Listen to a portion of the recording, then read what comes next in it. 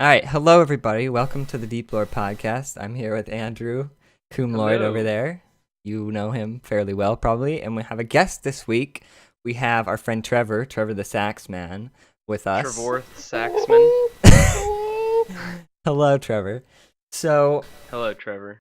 We're doing this one, and I've told Andrew the topic and whatever, and we've discussed it briefly. But I wanted to talk about Kowloon because it's just like a crazy city.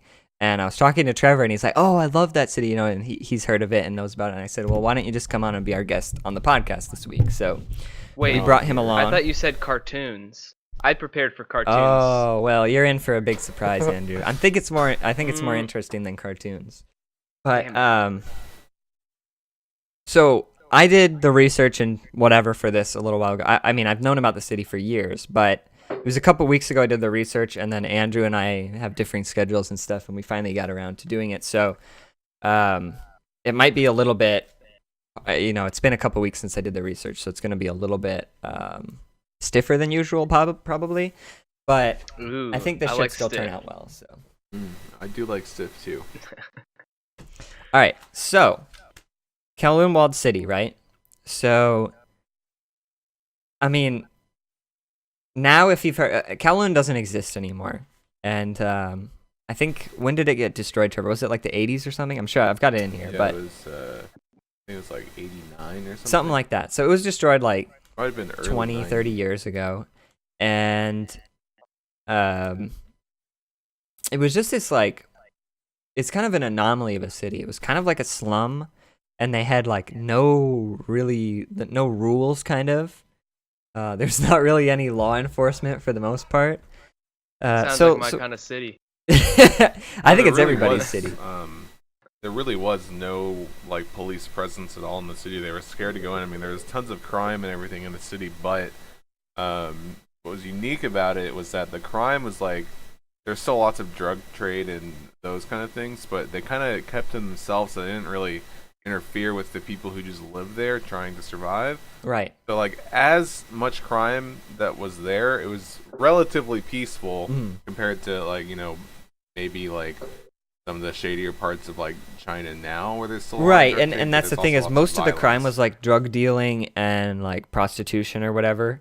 So they didn't necessarily have to be so violent all the time, because like they weren't worried about the cops coming in, so they were just running their business out of there. I'm not saying, like, there was certainly probably some violence and some sketchy behavior, but it wasn't, like you said, it wasn't like completely. It wasn't rampant. Yeah, it wasn't super, super dangerous like that. And also, like, there was quite a lot of people who lived there, but they were also fairly close knit, and you'd have to be living like with your neighbors that close. And so, I mean, let's just jump into it. So apparently Kowloon started as a military fort and became a mostly ungoverned city.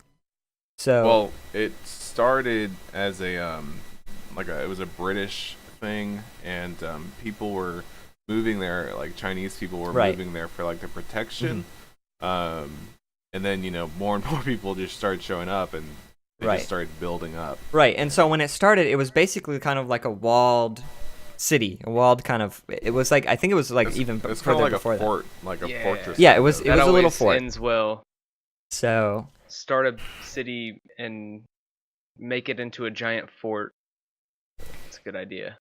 So here's a couple of stats that I've written down. Is in 1987 it had 33,000 residents, and I could have sworn it had like a lot more than that when I remembered it from the past.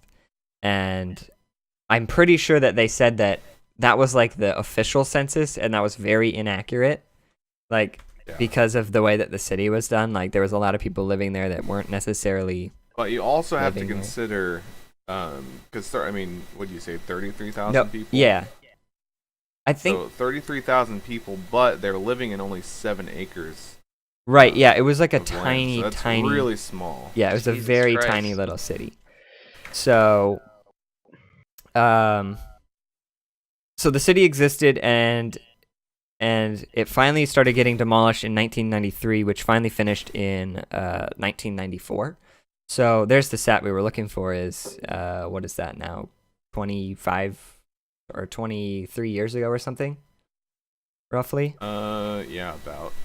So, or is that, yeah, about 23 years ago it got demolished. So That's Yeah, they announced the demolition in 87, I believe. okay. And then the demolition that began in March of 93 concluded in April of 90. Okay. So and so they demolished it, and now what exists, they turned it into Kowloon Walled City Park. And I think what I read was that they kept the original like fort that was just kind of built around. Right. They kind of restored it and left some of it as much as they left could. like apparently like a center area where everyone went, like I don't know if it was like auditorium or whatever, some kind of office building or something where everyone kind of gathered for certain things. They left that intact, I believe, and then everything else kind of was demolished around it. I gotta pull up some of these pictures. I'm gonna throw them your way. Let me. I'll just send I've you. got a pretty cool link to. Here's a very basic picture of the city from above. You can tell like where Kowloon begins and where it ends. It's like that was the zone that they were allowed to build in, and then That's insane. Yeah, it's a bit wild. Yeah, and so it's 7 acres, which is, to give you kind of an idea, 7 acres is only 0.0109375 square miles. So that's a really, really small area. Yeah, it's super small. Like it looks kind of big from here, and mostly that's because of the size and how dense it is. But really, it's a fairly small chunk of land. I mean, just if you look to the left side of that picture, you have 3 what looks like some kind of apartment buildings that take up just the length of that entire city. Just 3 little apartment buildings, you know? See that across the road? It's crazy. They show this like picture of, I guess, the male guy or whatever, but it just like look at the street that he's walking on. That's disgusting. Yeah, I'll have some better pictures for you in a little bit, but I want to give you a little taste of the. It looks like it's literally just a disease. It's disease city. It was pretty run down looking. So another thing about the city was the city was a Chinese territory in the middle of a British-controlled Hong Kong, with no government enforcement, and it became a haven for drugs and crime because of the fact that it was Chinese-owned in the middle of Hong Kong, which was controlled by the British at the time. So the British didn't want to touch it, and the Chinese didn't want to touch it. So it just kind of was ungoverned for a while, for probably many years. And apparently it was ruled by some crime syndicates for a while there. And I have here, it says that in 1973 to 74, more than 3.5 thousand raids and over 2.5 thousand arrests and 4,000 pounds of drugs were seized. Wow. That's so crazy. Yeah. That's a lot of drugs. So, and that was when they finally decided to go in and start trying to bring some government into the city and like get rid of the crime that was going on there. And so if you look at it, you'll see how like how the houses were kind of built. Apparently they were built as like modular buildings on top of old buildings until they reached the max height in the late 90s. And the only reason they reached a max height, it probably would have kept going up until they just toppled over, because they were just literally building a house on top of a house on top of a house. And I should say a house with like quotes, because these were barely considered houses.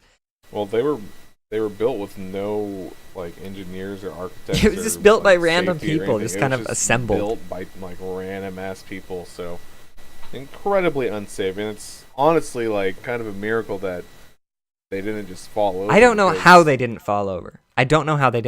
Because you'll see pictures, and I tried to find some really good ones. I didn't find a ton, but like I think this one, you look at the roof, and it's just all of these antennas. Like everyone's like, I don't know if they were bootlegging like TV or satellite or whatever they were trying to steal from and I don't know if they were stealing. Maybe they were paying, but if you just look at like all of those antennas are just a jumbled mess. And the roof is just look at the roof. Like getting around on that thing is a nightmare. And you can see someone's got like a beach chair up there where they just sit there and get tan, because the rest of the city's so dark because of how they built all the houses on top of each other. And there's like, they used like boards across different houses so they could walk between. Like it wasn't built together like it's supposed to be. They were all like little, this is crazy. Little stacks of houses kind of with just boards or planks or things. How did they to get let around. this happen?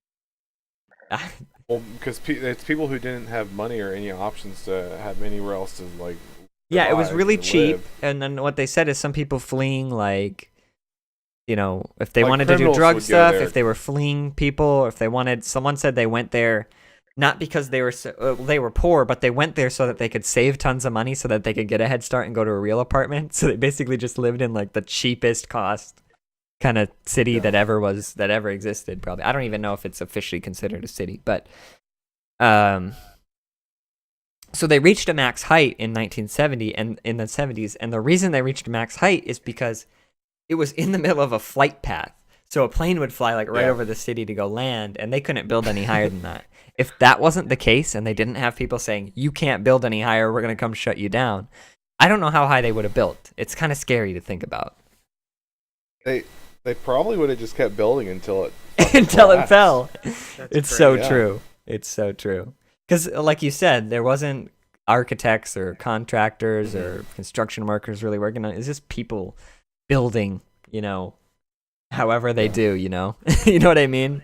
Unskilled, unofficial people putting this stuff together. So, well, you know, I bet actually a lot of the people that lived there were probably like construction workers that had no other option but to live there because it was so cheap. And so maybe it was actually like skilled, like, you know, yeah, no, I guess you're right about that, but it could have been a person with no like real design or like engineer or architects behind it. It's still incredibly unsafe. Right, and that's the thing is, even if construction workers lived there certainly wasn't architects because there was no way that was laid out in any way. But if there were construction workers putting that together, I mean, you're talking about people who have no money. They don't have the money to buy like legit supplies and make it, you know, up to code. They just built with what they had with, you know. I mean, it looks like they had building materials to build. Yeah, I mean, clearly they had like there's concrete and wood and whatever. But yeah, I mean, if you look at some of these, like, let me send you a couple more. Like, if you look closely at that, I mean, there's no way that that's up to code. No, absolutely not. But I definitely see buildings there that are, like, you know, yeah, they're I guess actually they're put together like they've been constructed. That's true. That's true. Yeah, they must have had some construction work. But I mean, Like, it doesn't just look like pieces of plywood and metal, and it's not like a favela. Like, have you ever seen a favela? That's a good. Oh, point. it's not as bad as a favela. favela. Like above, yeah, like the area, areola. the area above baby. What is it? Sao Paulo or whatever? Yeah. I don't know. Yeah, I know what you're getting at, Andrew. So it looks like it's at least a little bit more. Oh, here's a picture of the flight path. Take a look at this one. Wow. I mean, that's just. I like the big Marlboro advertisement. Oh, that's funny. It does actually. This picture, now that I'm looking at it, does look kind of peaceful. Look at him just chilling up on the roof as a plane goes by at sunset. Is that really it though? I think that's a corner of the city. Because there's like. I think across where the Marlboro sign is, that's not Kowloon. I think they're standing in it. But you can see how close the plane gets and why they couldn't build any higher. You know what I mean? No, it was right next to an airport. Yeah. So. But. So anyways, it says informal staircases and passage formed on upper levels, and they could travel north to south without ever touching solid ground. That's what someone wrote. Someone who explored the city. So basically, like, you're talking like I was saying, planks and wood or sheet metal kind of paths that were put together in between, like, I don't know, windows or what. But apparently, you could walk across without even really stepping foot on one of the buildings. Like, it's just, you know, you're in this clumped up city together with these houses. And you have to go through these, like, maybe little hallways at best. You're, like, walking by people's rooms, and, you know, you're walking through, like... to get around in the city was just like it was a giant maze. It was a giant maze. Very cramped. Oh, it was. I don't know if I have any pictures of the like insides of the houses. Like the first picture that you posted, it looks like... or the picture that Trevor posted, where the guy's, like, walking... out of the building and walking down the pathway. It looks like it's, you know, only like a 2-person pathway. Right. So And it has then to you be got to pretty think about the small. housing sizes. I mean, we're talking like a standard bedroom as your whole house at best. Yeah. Yeah. So, you got your stove, that's your crazy. fridge. They probably didn't even I saw have somewhere that the fridges. houses were like, or the rooms were like 7 by 12 feet. Yeah, That's sounds insane. about Which is right. tiny. Yeah. It's like you My, had a toilet, maybe, and you had maybe a sink. And then the thing with the sinks is like it was all informal, like the water, the way that they hooked up all the water and stuff. Someone said, you walk through the city and it's just dripping water from the sinks, bad piping, however they did the sewage. I don't know if the sewage was dripping, but however they piped all the sewage and the water and They everything, just like just cut dripping. into everything and connected. Yep. That's just like, those pictures you see of like, I don't know if it's India or China or other places where you just have like a bundle of wires for like the wiring and it's just like all messed up. I mean, it was like wiring was like that. The piping was like that. You know what I mean? Like it's just all kind of. Well, there's actually a picture of this favelas in Brazil where they'll take like to get electricity, they'll wire everything up to like one thing, and they'll wire it to like a uh what do you call it, a clothes hanger, and they'll like toss it up and like try and like hook it. I don't know if that's 100% true, but I do remember seeing a picture of like a bunch of like clothes hangers with like a bunch of wires and stuff that they had like thrown up there. Wow. That sounds feasible to me. So yeah, so that's the thing with the city is like it was all just put together kind of, like Trevor was saying, it was a fort. People started living there, and then people started building homes on top, and then at some point tons of people started flocking there, and then you just started having these weird modular homes built on top of each other and these ramshackle plank paths built in between floors to get around. I mean, I don't even know how you got up and down. Like, I doubt they had an elevator there. So No. Yeah.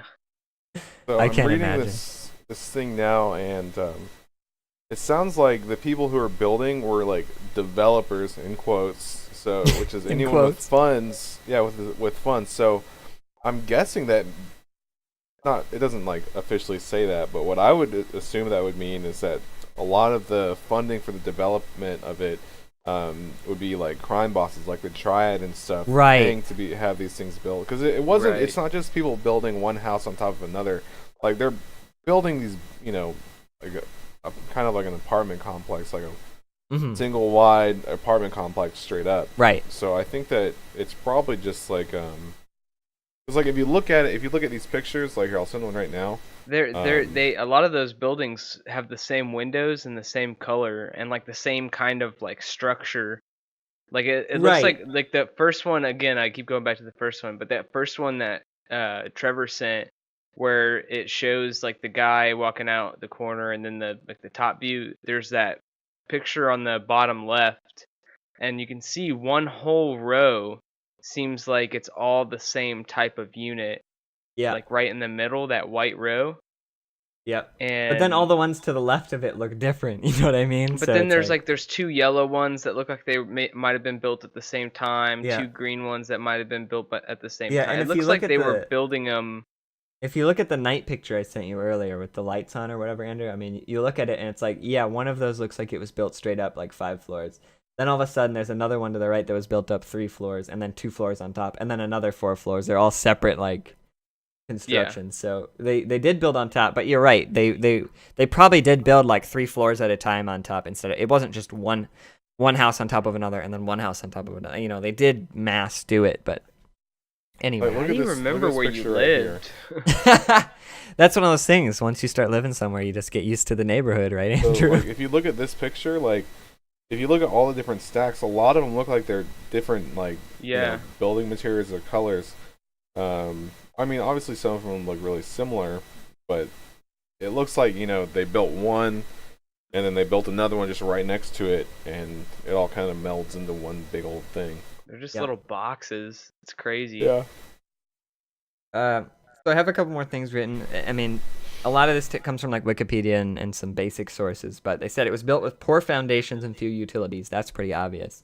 But this is an interesting thing, is that it says the New York population density is 27,000 people per square mile. And New York is known as one of the more dense cities in the world, right? So that's 27,000 people per square mile. Kowloon, the population density was 3.25 million per square mile. Now, obviously, they didn't have 3.2 million people, and they didn't have a full square mile, but that's how dense it is in comparison. Even though it was like whatever you said, Trevor, it's like a quarter at best square mile, or like a tenth square mile. No, it's like 0.01 square so mile. A tenth, so it's not even a tenth of a square mile with that many people crammed in together. No, it's not even a tenth. A tenth would be 0.1. It's 0.01. 0.0. So it's a hundredth of a square mile. You're right. So it's even smaller. But still, like, that's how densely packed that it is. Like, yeah, it's crazy. It's nuts that the weight of all of those people didn't bring the structure down, you know? All the people, all the stuff they had in there, maybe it's because really they built them on top of each other. I mean, there is the... And they were so close together. Yeah, maybe it's because they were all so wedged. Everything was just so it was like one solid structure. Right, yeah. Like, I mean, really if you think about one solid structure. If you think about it, what do you do when you build like a big Lego house, right? You get the big bottom piece, the big flat Lego, and then you start adding bricks and adding bricks. And you know they're not always perfect, you know. And if you bricks overlap here and there, but I mean for the most part, when you build that shit up, it's pretty sturdy, you know. It's not gonna just fall over and you know crash and burn. But yeah, and like if you build like a single tall stack of Legos, that shit's gonna fall over. But if you build a bunch of stacks next to each other, it'll be pretty fucking sturdy. Right, and that's So I had two more things that I written down that I thought were kind of interesting little tidbits, and then we'll just, you know, free talk about it from there. And I also have two documentaries that I watched way back, and then when I redid the research, I watched them. I kind of skimmed through them a little bit, and I'll send them to you, and you should watch them later, because like no matter how much me and Trevor talk about this, and even the pictures we send you, you have to see like the videos of the place and to like really fully grasp like the monstrosity that Kowloon was.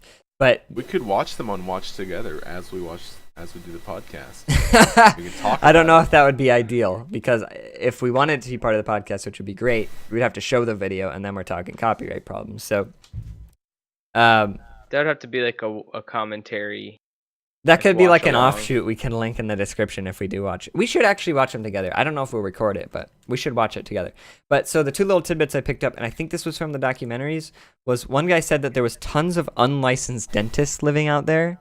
So, I mean, I don't know I guess they couldn't get a job as a legit dentist, so they went to Kowloon to get really cheap payment for like really obscure... Is that a code word for like a doctor that'll like take care of your bullet wounds, you know, like a veterinarian that'll take care of your bullet wounds?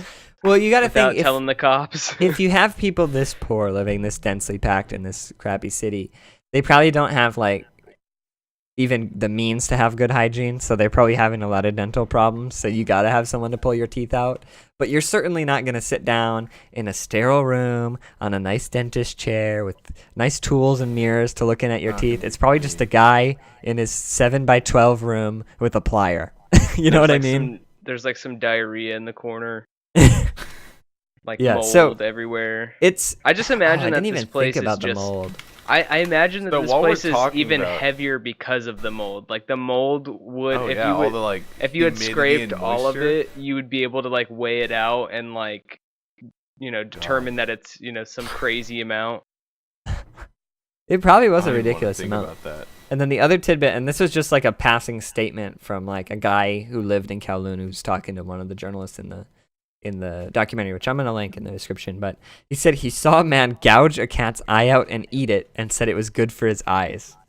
So that's the kind of thing that's going on in Kowloon, you know? It was good for his eyes? I mean, and I do say that, and I think it's ridiculous, especially because he gouged its eye out. I don't know what that means, though. I don't know, I guess you eat cat's eyes and you can see better or something. But, I mean, that's still, I guess, in a lot of countries, that's still a kind of thing, you know, like, oh, you eat a cat's eye and you get better sight, or you eat a rhino horn, or, you know, whatever. Crazy. So I guess that's not... Yeah, you're talking about when you eat a rhino horn, it makes your dick hard? Is that what it was? Whatever it is, there's all kinds of crazy... Something like that. You, like, grind it up and snort it, and your dick gets, like, rigid. Snort a rhino horn. I can only imagine how that smells and tastes. the back of your Probably throat. pretty disgusting. Probably smells like bone. How do you even verify that it's a real rhino bone and not just like some ground up cat bone?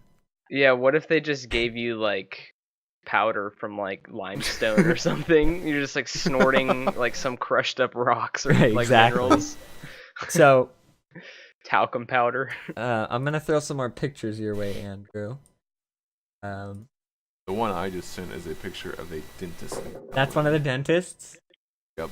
They do actually have a dentist chair.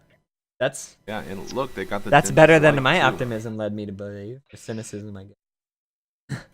I feel like all of the tools were dirty. Almost certainly. Yeah, dude. Because Look how even gross, the sinks are like She's just, dripping and everything. She's in her pajamas, dude. I'm not trusting a dentist in their pajamas. That's how you know TV's they're going. relaxed and not worried. She's They probably know it's gonna watching be a good TV while procedure. she's doing it.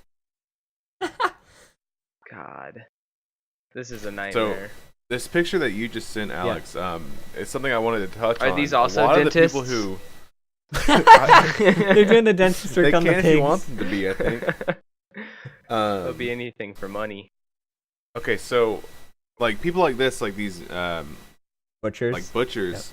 A lot of people moved in there because they were trying to escape all the expensive like fees and the like laws regarding like health and safety and sanitation. Yeah. So they'd move there because it'd be so much cheaper to do their their meat business or whatever. That's disgusting. I mean, look at the guy it who's is bent disgusting. over Look for at a the second. Look at fucking, the guy like- who's bent over that red barrel. He's smoking. He's gonna ash in the meat. That's see that? disgusting. So yeah, Trevor's right. Like There's they didn't probably have, they cigarette weren't ash all worried over about the code ground. that much, you know. Yeah. This it is my really nightmare. was like completely lawless and codeless, or It's like what is it? The jungle. It's so wild because it's like, how many Nobody people got got food that. poisoning all the time there, or does your body just get that used to like? dude, I bet the people who lived there, I bet their immune system was like strong as hell. That or they probably just died. There you go. Here's a picture of a guy who made noodles. Ooh, that's a Oh, good picture. come on. That's disgusting. Look at the floor. He's smoking too. Everyone's smoking. No one doesn't have a cigarette in their mouth 24/7. I bet walking through there is just like you're just smoking all the time. And then when you smoke, that's just you're getting a more pure smoke. Yeah. And think about like, look at the floors, how nasty they look. I What are they could doing, bet you, washing I would put this wheels? money down that those floors have never been washed. Oh, yeah. Maybe I they bet swept up a haven't. little bit sometimes, but I doubt they've ever washed the floors completely. Yeah. I mean, even where he's look, cutting like the that noodles lady or in the whatever, noodle it one, doesn't she's look. just walking around barefoot. Oh man, The what? what are those The eels? lady in the background of the noodle maker one, she's just like walking around barefoot. Dude, if you look at the one with the dentist, the guy in the background is barefoot and wearing only underwear. I looks a imagine little- everybody's just walking around in their boxers, just free balling. He looks a God. little bit like drunk or high too, doesn't he? He's just got like a sway. Yeah, to he him. looks like he's got like a little bit of a sway to him. He's probably high as shit. There's some like white stuff on his foot too, so he probably like stepped in some flour that somebody was like making like a pizza with or something, or noodles with. I don't know. So I here's don't the know what you picture- do with I wanna flour in talk China. about. Here's a picture I really like of God. like you can see how like cramped and dark and drippy it is in the lower floors through the hallways. And also all those electrical wires Yeah, there's the Oh. electrical wire. bundled together in the ceiling. Well, that's just I wonder if anyone got fucking shot gross. just walking through and a wire like broke or something. Well, apparently because God, it looks so. there was like filthy. only a few like real like power lines like through the building. There's so many illegal like butchered up jobs to connect to the power. It overloaded the power a lot and shut everything down. Oh, Can you imagine like being in like the bottom of this place when the power goes out? It'd be completely dark, Oh, even that's- in the middle of the day. that's a really good picture of the roof, Trevor. That's insane. You see Yeah, all I the saw- antennas and like how dirty it is up there and like Yeah, Yeah, where did all look, this all these shit kids come are from? are just playing in this stuff, and like there's so much drug use, like heroin with all those needles. Like That looks extremely unsafe. I'm surprised they didn't get tetanus and die. I think they smoked opiates more back then. In the 70s, 80s, and 90s. I saw a picture of a dude. Yeah. It's China too. You might be right. So. I don't know. But still, without needles, look at that. It looks like tetanus. That's all I see. Oh, here's a gross picture. Rusty and. Look at how disgusting it is around his oh my briar. God. That wall is black. Look how greasy it looks. And he's it looks kind of moldy on the wall, doesn't it? He's wearing jorts, Andrew. Okay, I gotta give him that. Those are some pretty fucking sick jean shorts. He's got him going up into he's wearing a large shirt that he cut the sleeves off of, probably because it was way too big for him. Or that actually might be a medium by Asian standards. Look how buff but skinny he is. You see that? His muscles. This old dude. It's from sorry. He's kind of ripped. This old dude. It's from smoking cigarettes. You get cigarette ripped. It's basically just your body dropping all that weight.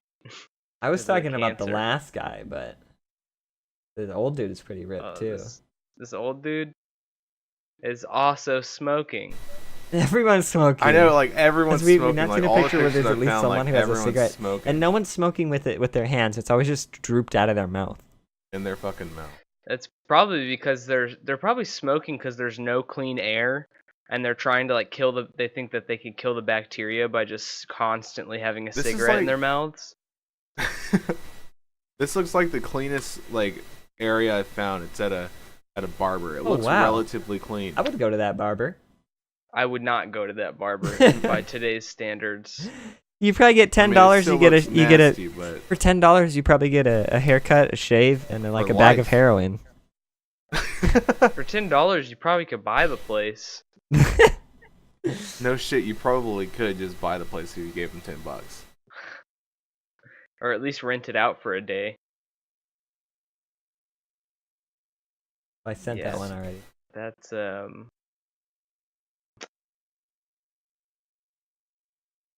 wow. It's just bizarre. It's so crazy that it was able to get as bad as it did.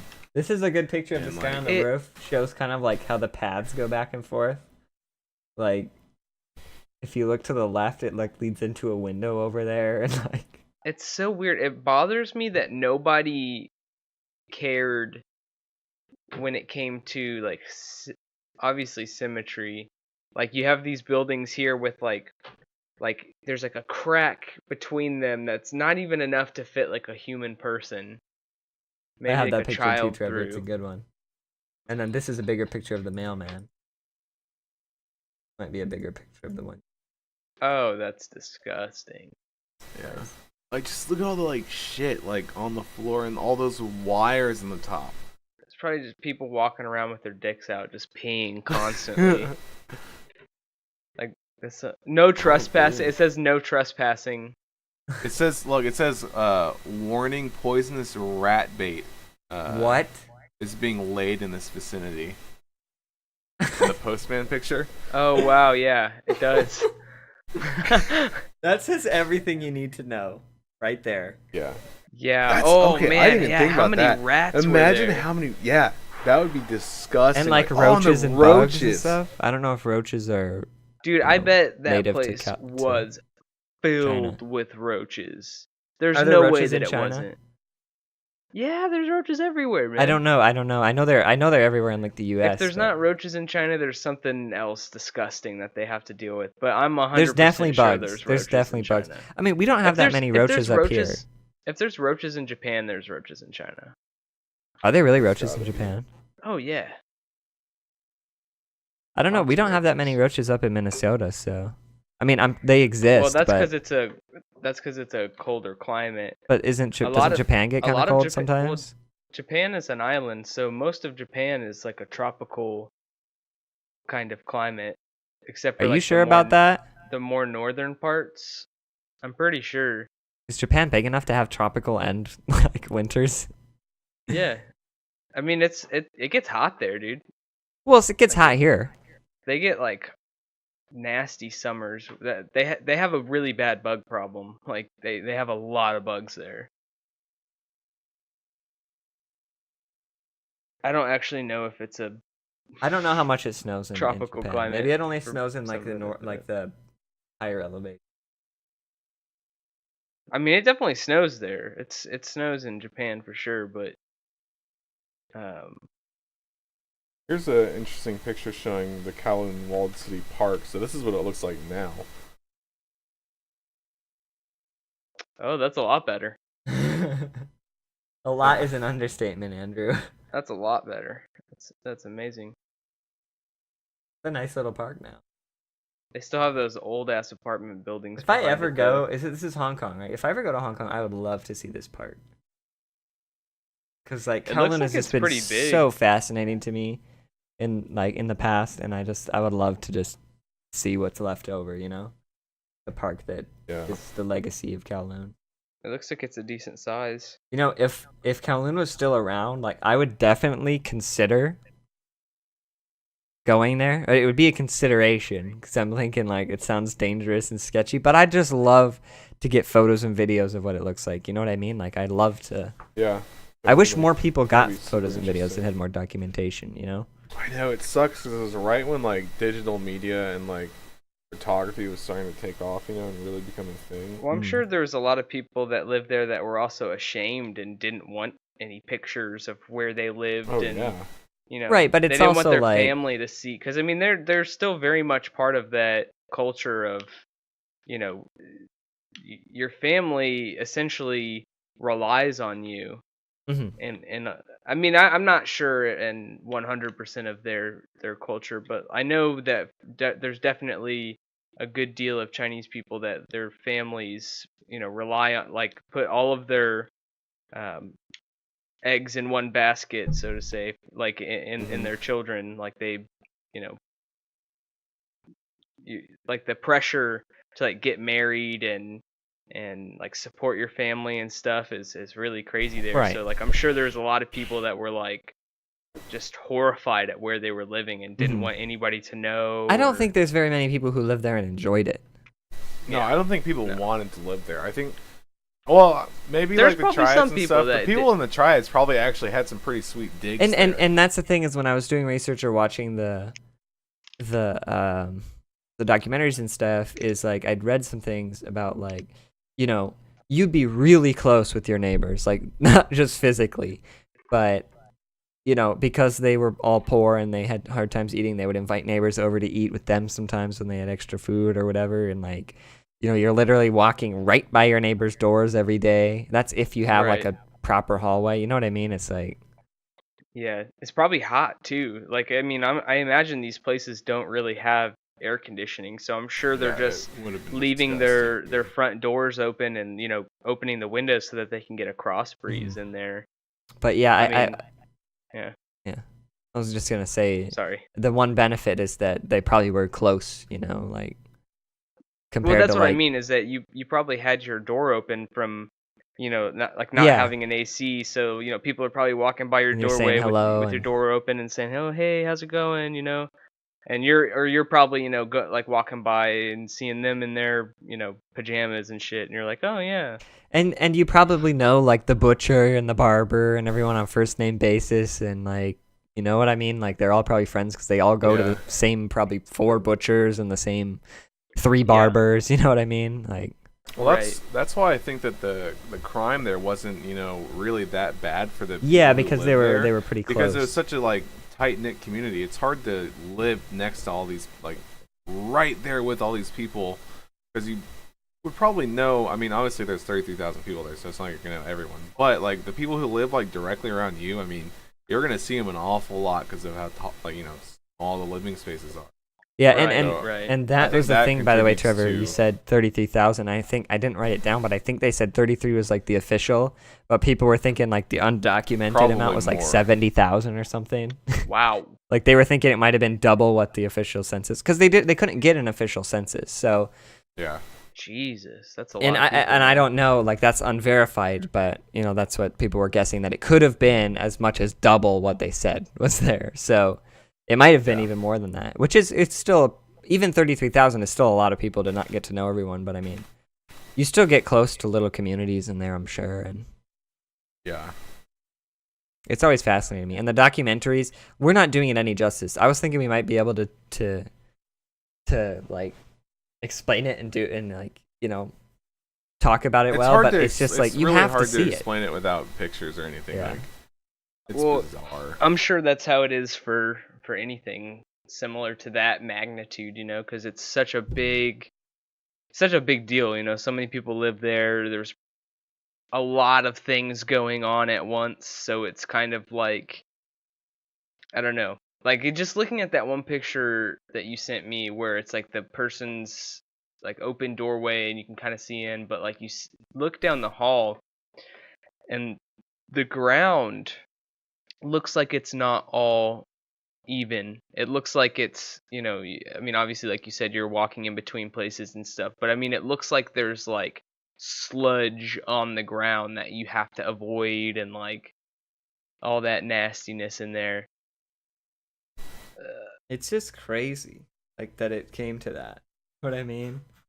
Because like you can see with just the bottom floor pictures of the hallways is how dark it is. Like everything was just built on top of each other, and it's just like, just you're clumps basically, of it's almost like wires. living underground at some point for the lower levels, probably. This is a good example of why we actually do need regulation. That's so true. Because if we had a complete, you know, if it was completely free and you could do whatever you want, shit like this would happen. This is what happened. This would happen in America. I believe it would. If we didn't already have all of the mandates that we have in place, and if like they knew they couldn't get in trouble for it, I know they would.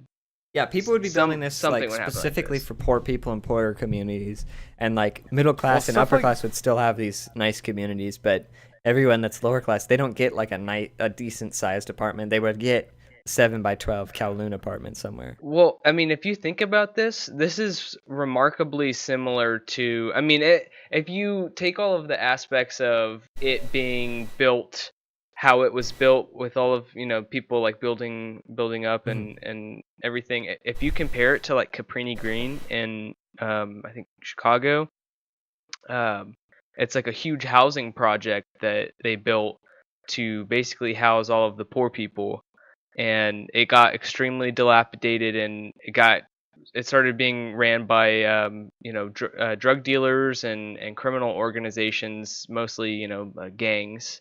And there was like shootouts all the time, like kids getting hit by, you know, drive-bys, like just not good. And it got like extremely dilapidated because everybody, I mean, they were small, they were apartments, so they weren't like this where it's just one room. I mean, it was like, you know, 1 bedroom or 2 bedroom apartment really or whatever, cheap housing. but really cheap housing, and they're stacked on top of each other. The walls are thin, floors are thin. It was just a really bad situation. It sounds like it's kind of similar to this, but it's the scenario where if like the government had created it instead, because the government created these housing projects. But yeah, I can see that, like drawing a parallel to that. Yeah, it's like you said, the modular thing's different because of like the no laws. But go ahead. This kind of stuff still kind of goes on. It's just quite a bit different. But in Hong Kong, there's still there's like new housing stuff that's incredibly small. Like they're literally like little cubes. Like check out this this link right here. It's an link. Well, I mean, this is also still similar to favelas. I mean, that's, to me, that's the big one. Favelas are pretty much the same. The only difference is that there's not really a like set area that you can, like, it just kind of happens. Like any place that's a location that you can build more, they will build more. Like it's not like it was just. It's not like it's just. I don't think it's just limited to like, you know, a certain amount of acres or whatever. I'm looking at these pictures that Trevor sent me, How did they go to the bathroom or do laundry or anything? You piss in bottles, dude. You probably have to like go somewhere Dude, this is horrifying to me. I if you're a claustrophobic person, how do you live? And I mean, if you don't, you live homeless on the street instead. If you're born into that and that's all you've ever known, maybe I can understand. So basically, what these are, people will buy flats. So like a 400 square foot flat, they can subdivide it and it can accommodate up to like 20 of the double decker sealed bed spaces. So like these like living spaces, it's literally just a bed. That's it. And it's like it's illegal, but it's just a flat that's been divided up for extremely cheap housing. I would love. They call them coffin cubicles. Yep. I would love to live in one of these cubicles just for a day, so I could take their perspective in because it's just so ridiculous. It looks filthy, honestly. It is. You don't have the room to clean. You know what I mean? Yeah, and like if you scroll down towards the bottom, it shows some less small, like flats that are still insanely small. And this one's got the toilet open, and then they have all their food cooking right next to it because it's so small. Yeah. The kitchen and the toilet and the washing machine are all together in one. Yeah. Disgusting, man. We should definitely bring this up in a different podcast to talk about it, but I think it was China was also doing the thing where they're building these massive like ghost cities because they're trying to I can't remember what I read was like the reason, but they were trying to keep GDP up or something. And they were pouring all this money into these huge new settlements, and they would just have these massive amounts of apartments, and they build malls, and then they didn't have necessarily enough populace to fill them because they're just building them. So I remember watching one where there's a guy, he moved to this city, and he had a shop in a mall. And then he had to leave because he was one of 3 shops in the mall that they built because no one moved to the city. You know what I mean? Yeah. So they're building these huge towns, and I don't know. I mean, clearly they have enough people, like these people living in these tiny little apartments. I'm sure they'd love to move into those apartments, but I bet they cost too much for these kind of people. Yeah. So. Well, that's what's sad. Like, it's hard to find a solution for something like this. There's actually people with small apartments like this that are really nice too. I don't know if you've ever seen that, but like the tiny houses kind of deal. Yeah, it's similar to that, but I've seen a bunch in Japan where they're little one bed, it's like a studio, but maybe it's a 12 by 12 or something like that, 14 by 14. Yeah. Right.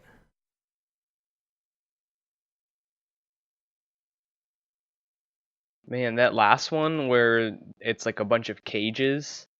Yeah. That's nuts to me.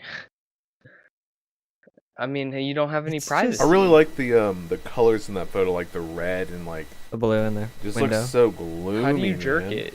People can just see you. Oh, dude, imagine being on the bottom. If someone jerks it, it's just going to drip down on you, dude. I'm sure they have mattresses in there. Dude, in the event of a fire, you're dead.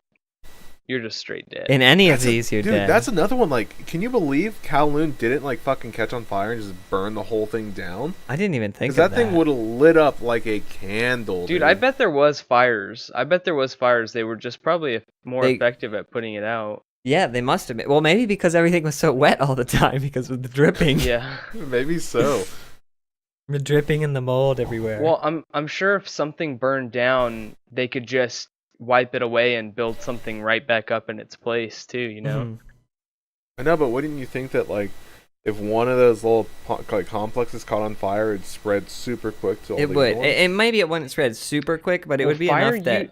Can you imagine trying to get the fire department in there? Well, you know what? Actually, maybe fire not. Fire usually goes up though. That's the thing. Is that I mean, it obviously it can go down, but heat tends to rise. So that and the things that burn in a structural fire, it's not the fucking concrete and the building materials that are burning. It's all the carpet, the insulation, all that. Which I guarantee you, they didn't. These places did not have. It was just concrete, like cubes, basically. So true. I guess that probably is why they didn't. So there probably were fires and stuff, but they didn't really have anything to keep burning. Yeah, it's crazy. It's crazy, all this. When if you think about it, I'm sure that these weren't really there. It doesn't look like there's much wood, like it doesn't look like there's. It looks mostly like it's concrete and steel and. I'm glad you sent me this link, Trevor, with these little houses, because I really want to dive into this again, because it does kind of remind me of Kowloon, that this kind of thing is still. Yeah, I saw this recently, like a week ago, and I was like, oh wow, that's a lot like Kowloon. And because you would think that, like, after Kowloon was a thing, you'd think that they would really be wanting to put a stop to these things being able to happen or take place. But again, just like Kowloon, it's really hard to stop these things, which are kind of underground and not obvious, like out in the open, because these are just like in cheap apartments that people then subdivide those small apartments into these little tiny cubes. Yeah, it's funny that you're talking about this, because I recently watched this video. I can't remember if it was like a Vice thing or if it was just on the internet, but there's a whole like group of people in, I think, Japan. They're like referred to as disposable workers, and they're people that essentially live in internet cafes. You can rent the internet cafe room out hourly, or you can rent it out like I guess monthly or daily or whatever it is. And so they just end up living in these like small. Here, I'll link you the link to it, but they end up living in these small little internet cafes, and they can smoke and drink, and they all have like computer setups with internet, because it is a net cafe, so they can play games and all that stuff. But they were talking to one of the guys, and he was just talking about how he was like a salary man for 20 years, and he was like, it felt amazing, it was awesome. And now he lives in this fucking internet cafe, like 5x5 little room. I mean, they're tiny. Yeah, it's crazy. And you can even bring your own setups in there, so like they treat it like it's essentially an apartment that you can rent like hourly or like monthly or whatever it is. Yeah.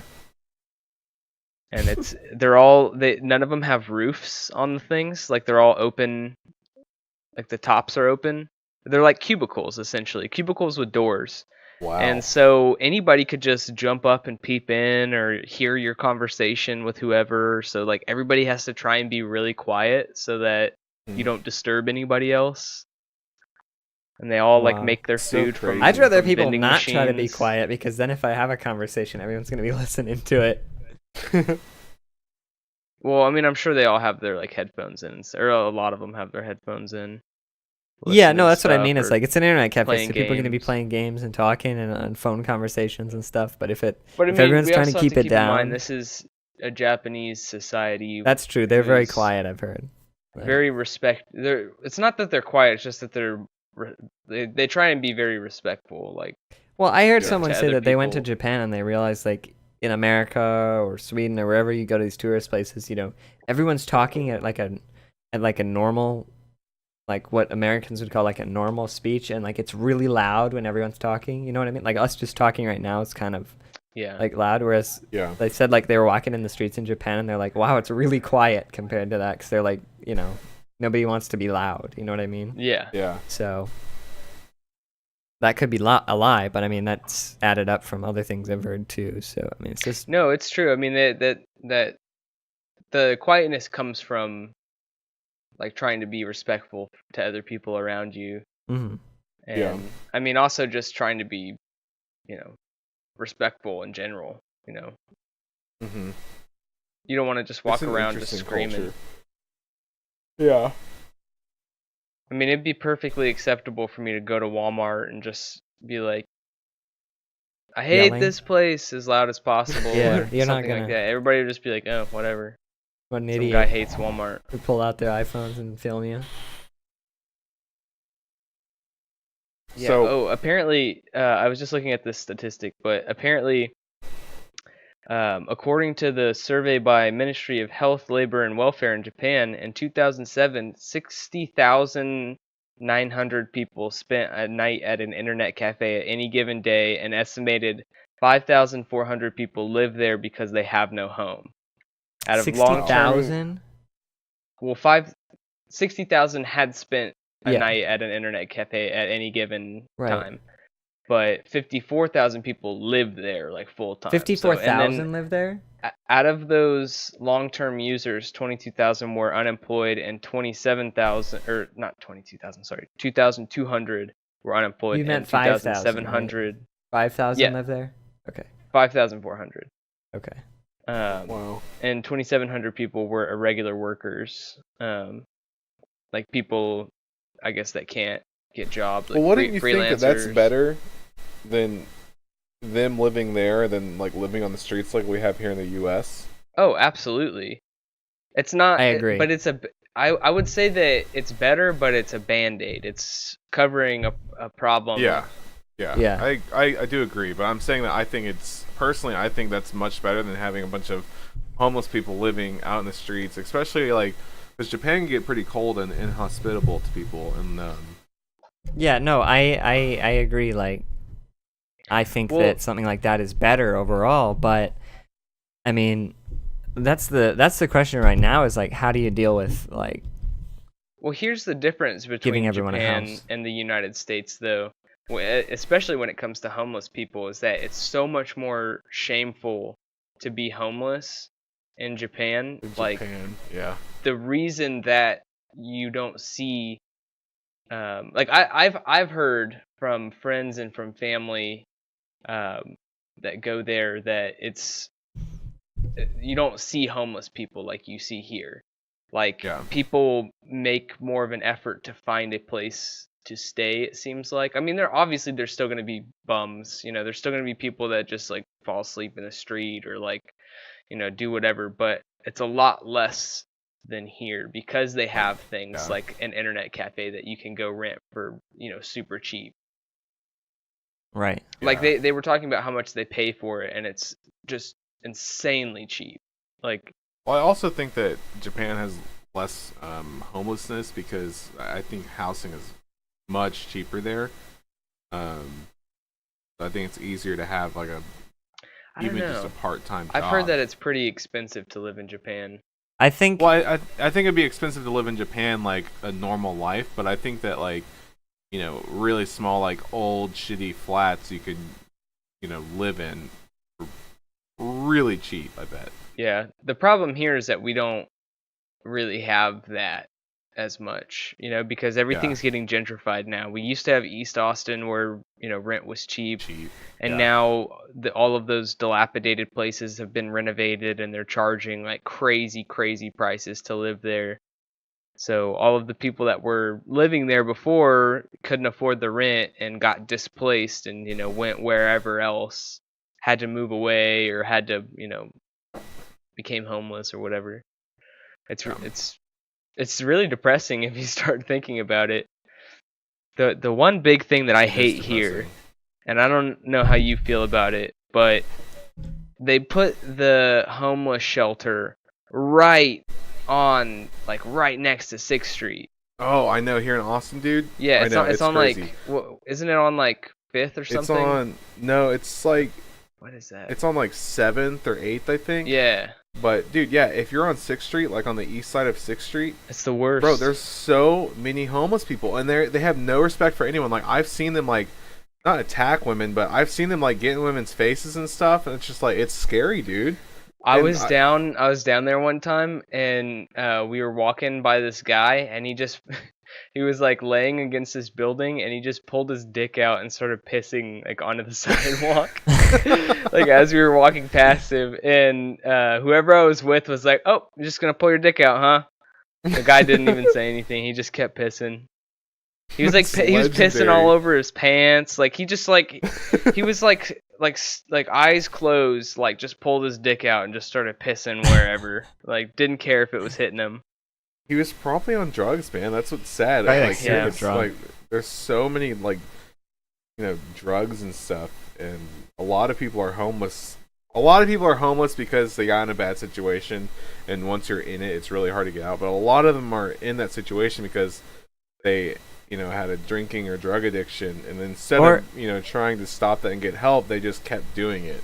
Or just mental illness in general, Yeah, I agree. It's hard, man. That's one of the problems we have here in the States is we don't have really any good services for people who don't have the money to get help when they need it, because a lot of those people, they do just need help. Like, they just need some kind of medication or anything to help them with their mental illness or drug addiction. And like, I don't mind if someone's like an alcoholic and they spend all their money on alcohol and they have to live on the streets. I mean, yeah, they need help, but they did that to themselves. But when you see like people with mental illness, like maybe bipolar or something, and they can't hold a job, and they're just like, you know what I mean, and they're living on the streets just because they don't know, or can't afford the medicine or whatever. Function. Well, that's also because there's no mandatory, like, you're not required to stay in a mental institution. So like, if you're like a bit deranged at all, and you just want to like get out of there and escape, but you don't have any, like, you're not able to like fend for yourself, I guess, like, you can just leave. Like, unless they have, like, unless they think that you're a threat. Like, you could just, like, if you had schizophrenia and, like, you just thought that aliens were, like, trying to steal your, like, testicles or something, like, they couldn't do anything. Unless you were saying, they're gonna steal my testicles and I'm gonna kill everybody. Then kill all the aliens. Then they could, because they'd be like, oh, he's a danger to people. But otherwise, they're like, yeah, he just thinks aliens are gonna steal his dick. Like, nothing's, We're not gonna keep him here if he can't pay, right? He's not a threat, so what ends up happening is, they get out and they don't have anywhere to go. They don't know what to do, so they end up becoming homeless, transient, and that like mentality, or not mentality, but that, like, I guess you could say mentality. That mentality like attracts other people with that same kind of mental break, and it's not healthy.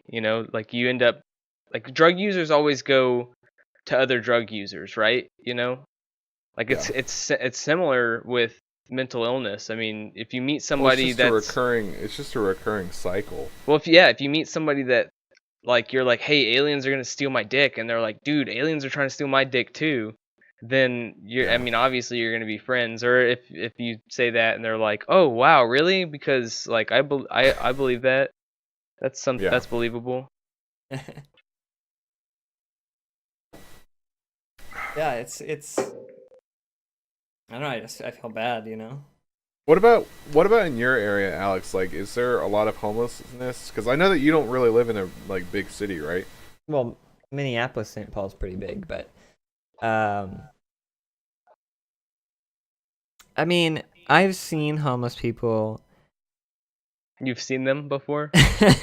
No, I was gonna say because we see them like daily. Anytime I'm in my car, I see homeless people. Well, they try to wash my windows all the time. What I was gonna say is I live in like a suburb, and I would say it's moderately, like, at least middle class. There's not a lot of poor people around here. I mean, this isn't like super expensive, and we're not rich or anything, but the location and the apartments or townhomes or whatever are a little bit more expensive. And I don't think I've seen a single homeless person in this area. And I don't usually leave because, I mean, we have everything we want in this, in this suburb. We got a McDonald's and Wendy's, every kind of fast food and sit-down restaurants. McDonald's, and whatever. you're set, dude. No, I mean, we have, but I'm just saying, like, we don't have to drive to downtown Minneapolis. I mean, we have plenty of sit-down restaurants, fast food, I mean, if I have to go to IKEA or something, I have to go downtown. But, I mean, for the most part, I'm trying to think. I usually don't. I mean, the last time I remember, I was with my sister and we went out to eat, and then she wanted to go to a record store. That, of course, we had to go downtown for. And when we were going downtown, I saw like 2 or 3 homeless people like laying under a bridge. But other than that, I think that's like the only time I've seen homeless people. So I don't think it's a huge problem here. I know when I used to live in South Dakota in Sioux Falls, I don't remember seeing them a lot on the streets back and forth. but I did when I used to go to a youth group in high school. We went and we served for homeless people a couple times at the homeless shelter. So I know there's like tons of homeless people out there, but I never really saw them. Which I guess the one thing I can say is when I'm visiting my dad in Dallas, depending on what roads we go down in certain places of the city, like there will be people that'll just be like homeless people like walking in the middle of the road to try and get you to stop to come over and like beg you for money. So I mean I know what it's like. On the median? What's that? Yeah, like in the middle or whatever, and if you slow down at a stoplight, they come over and like knock on your window. If you come to Austin, they will be on every corner. No kidding, like every corner. In town, at any like reputable light, they will be at like, walking that corner or, walking the median. They've even gotten to the point where they've like there's these two guys like close to where I work. I work by Zilker in Austin, which is like a pretty major area. And there's these two guys, and one of them walks on one side, like on the median, and the other walks on the other side. So they have like that whole intersection cornered essentially. And they'll walk up to your window and they'll just look at you, and they'll be like, until you look at them and go like, no, I don't have anything, or you just ignore them. And they'll eventually walk away. But then there's these other guys like on Cameron Road that will try and wash your windows. So like you'll be like sitting there, like it's like that typical, and they'll like walk up and they'll like start to wash it, and you're like, no, and they won't finish it. They'll just stop and walk off, and they'll leave like a huge streak of soap or soapy water on your window. So you're like, well, great, dude, thanks. Like, I'm sorry, I don't have any money. I'm not going to let you, and also don't touch my car. I'm sorry, but, that was the thing because there's one homeless guy that I give money to because he has one of those service dogs, and I'll bring him food sometimes. Like, I'll give him, like, sandwiches. Yeah, my sister was talking to... Go ahead. I had a bad experience when I was a kid. I rarely give homeless people things, especially not money, because they just want to spend it on alcohol or drugs. And the one time I've ever tried to give a homeless person like food, I was a kid. I was on the way to a like a soccer tournament thing, and we stopped at a gas station and got snacks and Gatorades for the team. And at a red light, there was a homeless guy, and I was like, "Oh, we should give this guy a Gatorade and some snacks." And my dad was like, "Okay, that's a good idea." And so we did, and he was like, "No, just do you have money?" So it's just like I just don't feel good giving him money because Well, some of them are like actual career panhandlers. Some of them are not actually homeless. Yeah, that's true. Yeah, I know that. That's the worst part is that there's guys, and I think I saw this a while back, so the figure might not be right in my head. But there was some guy that was making like over $300 a day or something, like just panhandling. And he was talking, he had regulars, like he had people that always gave him money. He had, he's talking about like the different types of people. Yeah, there's a guy here in Austin that I see quite often he's like down south. Like his intersection changes, but for years I've seen him with the same sign that says something about like his kid has cancer, and he needs money to pay for the medical bills. And I've seen him for years, like 7 or so years that I've seen him with the same sign that has not changed. Yeah, like same pictures of his son, and it's like, dude, your son's dead. Come on, you can't keep playing this. Dude, he doesn't have a son. He doesn't even have a son. The other thing is there's been people that have seen them holding up their signs like texting or like tweeting behind their sign. Like that's crazy to me, man. Like if you have enough money to buy a BlackBerry, you don't need to be standing out there. Well, that's one of the things that I heard about homeless people is that a lot of the times the money that they spend, the first thing they get is like a cell phone, because then they can keep in contact with the other, homeless people out there. They can keep in contact with their family, because if you're homeless, you don't have a home phone. Right. Like then you can, if you can go to Starbucks and use the Wi-Fi and look for jobs online. You know what I mean? Like if I was homeless, the first thing I would do is try to get a cell phone, because it opens up so many possibilities. Well, there's a difference between getting a cell phone and because I think most of them end up getting burner phones, because it's easier if you get, if for some reason you get wet or whatever, or you lose it or somebody steals it from you, because this like bum culture is not nice. Right. It's not like a vacation. Well, it looks like the video's been removed, but few months ago, there was a lady in Richmond, Virginia, who was videotaped, on the street, on a street corner, begging for money, and then it shows her walking to her car and getting in, like a new car, and trying to drive off, and someone confronted her, and it was this big thing, and then eventually the cops came and got her, because it's not legal there. You have to actually like get like a license to do it.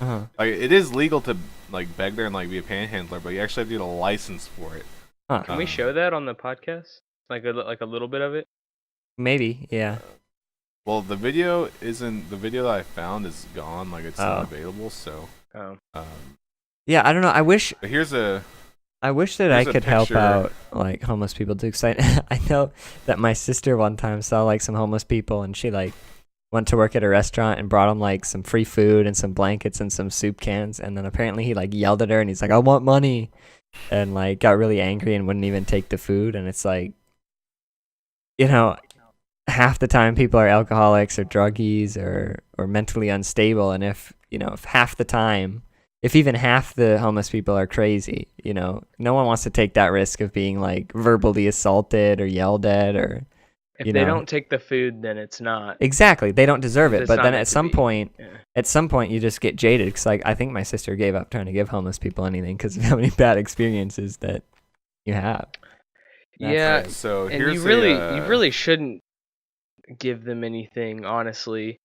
The only reason that I give this one dude anything is because his dog is super cool, and like he always talks to me when I'm waiting at the light, so it's like I kind of feel like I'm like I don't give him money very often. Like I gave him $5 like once or twice, but usually it's like if I'm at work or something and I see we have like our boss is like gotten us food for that day, and there's extra tacos left over, or extra sandwiches or whatever, I'm like, I'll give him one, Yeah, and I feel bad because I'd love to help them out and give them some food. Like, I wouldn't want to ever give any of them money unless I knew for a fact that they weren't, like, on drugs or anything. But the problem is that, let's say even 50% of them are nice guys who would be super appreciative of anything. It's like, you don't always see those guys, and like I said, like, the guys who won't take the food, that's fine, they're there just for drugs or money, but at the same time, those kind of guys also, like, they ruin it for the other good guys. It makes me feel even worse, because less people are willing to give, food or stuff to the nice guys who are appreciative, just because the other guys give everyone else a bad experience, Yeah, that's the problem with being, I guess, in that situation. Because like you guys, you're really annoyed at homeless people in general, because they're always coming up to your windows asking for money, and then you just kind of like lump them all into one kind of, you know what I mean? I'm not saying you specifically, but people in general. Yeah. So. Well, the ones that come up to your window or like come up to your car and I think that's kind of annoying. Those are usually the ones that want. Yeah, and I think they're annoying, but they kind of paint a picture of the rest of the group of homeless people. You know what I mean? Yeah. So, those are the last people I would give anything to, even a can of soup. Yeah, absolutely. But there is there is dignity in like the guys that have the operation where they wash windows, because it's like, okay, I can see they're actually trying to hustle to like make some money, but they're doing it a little bit scummy way too. They're doing it a little bit scummy by just walking up and doing it and then expecting you to pay. Yeah, if someone came up to me and said, yeah, if there's a homeless guy's like, "Can I wash your window?" and then like before they started, I'd be like, "Sure, here's some money." Yeah. But not if I didn't have any money, I'd be like, "No, I don't have any money to give you. I'm sorry, man." Right. Like, what do you want me to do? I don't know if it was a meme or like a joke or if it was a real thing, but I remember someone saying, cause like, you know how everyone's like, I don't have cash anymore because everyone uses credit cards. Someone said that people, like homeless people, would walk around with like, or not even necessarily homeless people, but like people who would come up to car doors asking for money or to do like the window washer, and they'd have like one of those mobile like credit card swipers or something. I've seen. Like, I don't know if that's Square thing downtown that had one of those. What's that, Trevor? There's a guy downtown Austin that had one of those. That little like cube thing, like the thing square. that they used to have at like a gas station before it was like all integrated or whatever. Would just sit there and they'd swipe the card. Oh, yeah. It's like just it just has numbers like a keypad and a swipe thing on it. And then I'm sure I remember. No, I think it was a bigger problem because I think someone was reading about like in the swiper, someone would have like some kind of thing that would read your card number, and then they would be able to use your card. You know what I mean? Like. Oh yeah. So yeah, I would never use my card to pay some homeless dude some money. No, that's just neither would I. Especially with, like I said, like the people who said that maybe they can read your card, and then even bigger is the people putting like those fake things over ATMs that steal your card or whatever, and like gas pumps and whatever. Yeah, skimmer. So I mean that's a huge deal now. So I trust a random ATM a little bit more than a random dude walking around with it. They keep finding those in Austin, the skimmers. That's the thing. Really? That's just going to get more and more popular as technology gets cheaper and cheaper to make, you know? Well, what I'm concerned about is with these new like apps that allow you to pay with your phone, where you can just, take your phone and like Apple Pay or whatever, you pop it on something. Yeah. Yeah, that to me, like I don't see how somebody couldn't just like have something in their bag that like can steal the signal from that, or like hack into the signal. Yeah, and that's or something. Wasn't that one of the things that they're making? Like someone had, I don't know if they're RFID scanners or something, but the cards with the chip, they were like you'd walk by someone who had like some kind of scanner and it would like pick up the chip from a couple feet. That's exactly what I mean. Like that just to me screams upcoming like horror show. I don't know, nightmare. Well, that's the thing is like with credit cards, they're always like, oh, no liability, and you have all these things. Someone steals your identity, or well, not necessarily your identity, steals your credit card number and buys some stuff online. You're like, nah, that wasn't me. Nowadays it's like they usually give you the money back, but at some point, skimmers are going to be so cheap and easy to make, and the RFID scanners or whatever they're called to pull your chip are going to be cheap enough to make, that it's not going to be cost efficient for credit card companies to be, taking that loss every time someone steals your credit card number. You know what I mean? Like for now, it's okay, but. Well, we're kind of like behind the curve here in the States as far as like payment, like credit card payment goes. Like in a lot of other places, they only use like here in the States, we have to either swipe our card or stick it in with the card, like the chip reader. And a lot of places, you just like scan it over like a little reader, like you just swipe it over. You don't have to swipe it through anything. But yeah, I think that part of that is because we're trying not to do new things that are like either like harder to secure, like to keep secure, right? Because people are like constantly trying to figure ways to hack it or and there always will be. I mean, that's the thing with like you say like Apple Pay on your phone or whatever. I mean, you don't even necessarily need the code or whatever. What if you just hack someone's phone, like pull their data from it or something? You know what I mean? Yeah. Like. Yeah, because so many millions of ways to just like Apple Pay. Like it's not like you have to verify every time you use it. It's just once you set it up, you can use it. So if someone like steals your phone, is able to get into it, they can just use your stuff. Right. They don't even need your card. Right. It's crazy now. It's like Amazon's one-click buy. I mean, one time the weirder thing is my mom lost her credit card, and then she had her credit card. But somehow she started getting these payments. I think it was like 1 or 2 payments at McDonald's in Iran or Afghanistan or something. And they're like, that's really weird. We're going to send you a new card. And then I'm like, how did your card make it all the way over there? And she's like, no, it's right here. And then they said like they didn't use the code. They said they actually swiped the card. So I'm just like, did they copy the card somehow? You know what I mean? Like they said, it was crazy. physically used. It's possible that they were able to get like the information that's on that black strip or whatever, and make a card out of it or something. Right. Or unless That's maybe there's a weird. way that they could make it seem like they were using the card physically. Because if you use the card physically in Iran, even though it's weird because it's in like a whole other country so far away, if they say, well, it's physically there, how could it not be you? It's always some guy in a different country too, right? Yeah. Like Seems some like it, some yeah. guy like on like Angie's List Somalia or something. You're like, what? How did that? I didn't even know they had Angie's List in Somalia. I didn't even know Somalia had a government. Yeah, no. And the crazy thing with like credit card right now is that like, and this ties in, is like, the sites like Angie's List Somalia. Marshall's Botswana. Yeah, I'm looking for a military operation to be done. I need some child soldiers. Anyone know a good child soldier camp where I can go rent some soldiers from? Thanks. Check Angie's List. No, but that's the crazy thing with credit cards right now, where you scan the code or whatever and you get a hold of their credit card information. The big thing right now, at least gamers understand this, is like you got sites like G2A or whatever where people are just like stealing credit cards, buying a bunch of copies of CS:GO from Russia or something. You know what I mean? It doesn't have to be CS:GO, and reselling the keys on G2A. Then the card gets canceled, but the guy already made his money from the keys on G2A. You know what I mean? They already laundered the money. That's pretty Through smart. G2A. How does GTA or G2A work? Because like I've never bought from it, but like I know people. Oh, who I have, totally and, like, have.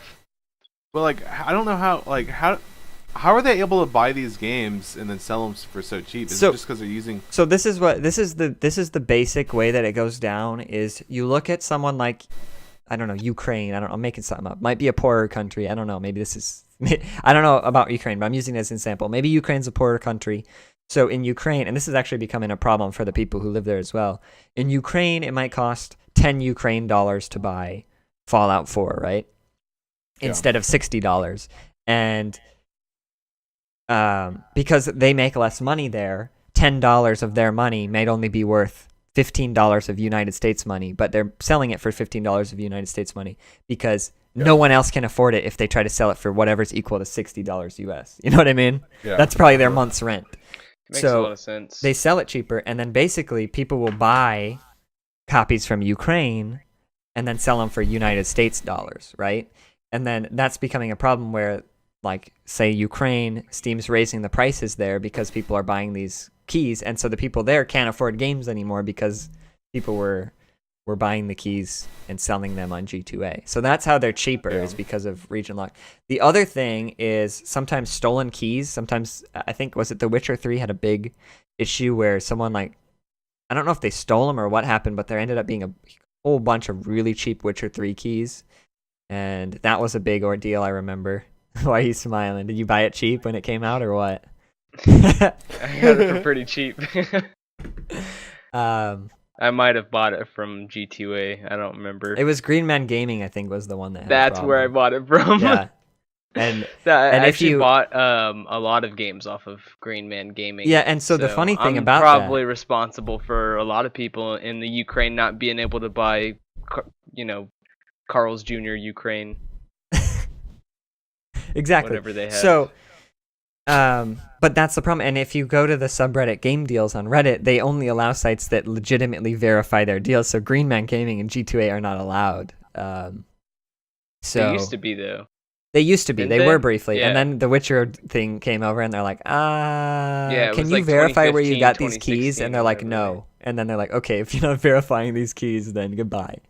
So, I mean, it's one of those things. And another one, Trevor, and the reason a lot of people can have that suspension of disbelief is, someone gets a Humble Bundle and it's cheap, and then they sell it for cheaper, So you're like, oh, well, I'm just buying it from some guy on the Humble Bundle. It's not a big deal. It's the same people who are like, oh, I'll just buy a diamond. It's probably not a conflict diamond. You know what I mean? It's that same kind of suspension of disbelief.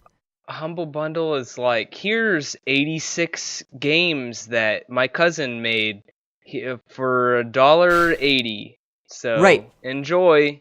No, I mean, And yes, you don't they end up have that playing any of them sometimes. because But it's 80 listen, games that your cousin made.